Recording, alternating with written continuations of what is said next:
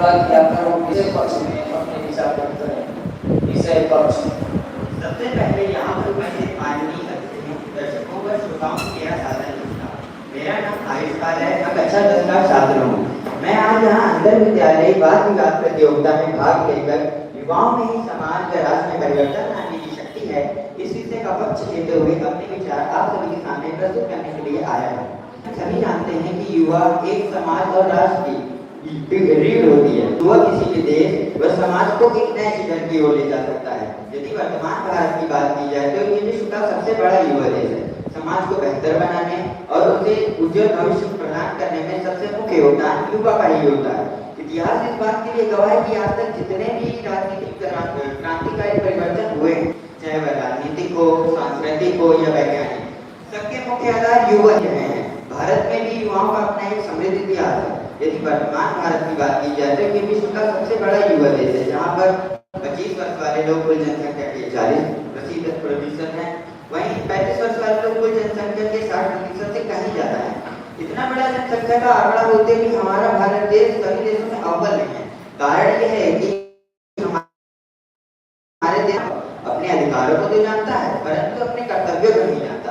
यदि वह अपने अधिकारों के साथ साथ कर्तव्यों का पालन करना भी सीख जाए तो वह हमारा देश बहुत आगे तक चला जाएगा, उन्नति में अग्रसर हो जाएगा और एक बार फिर से सोने की चिड़िया बन जाएगा।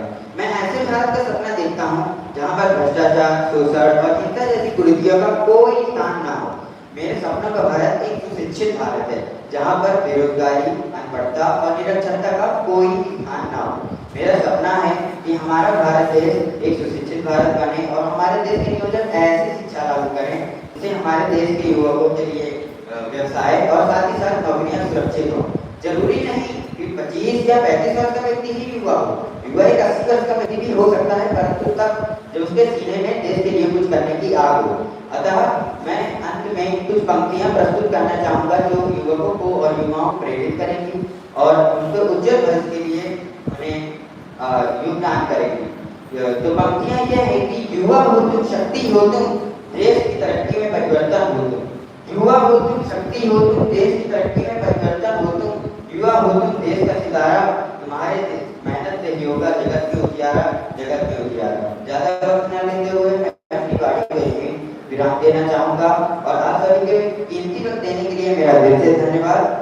आप एक बार आप सभी को फिर से सादर धन्यवाद। आपका दिन मंगलमय हो। जय हिंद, जय भारत।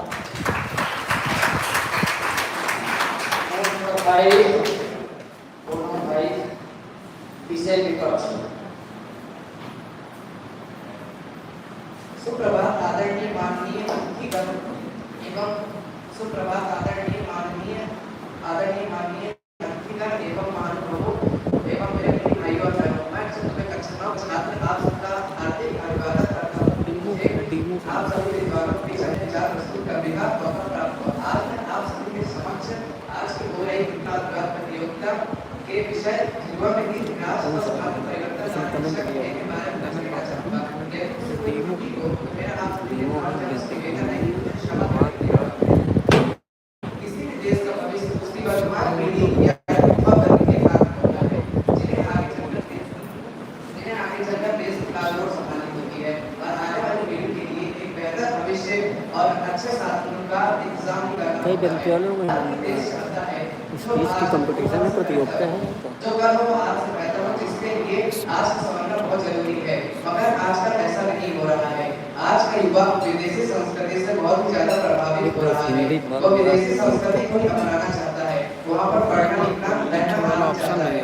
कहीं ना कहीं इस बात से भी इनकार नहीं किया जा सकता कि वहाँ पर पढ़ाई के साथ ज्यादा अच्छे हैं और सुख सुविधा भी ज्यादा है, लेकिन उन्होंने भी इस राज के लिए अपने पहले बहुत मेहनत करी होगी। हमारे देश की संस्कृति विदेशी संस्कृति से बहुत ही अलग है। विदेश में पढ़कर रहकर और वहाँ नौकरी करने के रूप में उसकी सेवा करना बहुत ही गलत बात है। आजकल हमारे देश के कई युवा का रुझान विदेश की तरफ है और जो युवा बचे भी हुए हैं वो भी विदेशी संस्कृति में ढल चुके हैं। देर रात तक पार्टी करना, बड़ों का आदर न करना, अंग्रेजी में अपशब्द कहना, शराब तथा नशे आदि का प्रयोग करना, यही सब चीजें हमारी युवा वर्ग की पीढ़ी को दीमक की तरह खाती जा रही हैं। आजकल का ज्यादातर युवा अपना अधिकांश समय मोबाइल और टीवी पे व्यतीत करता है।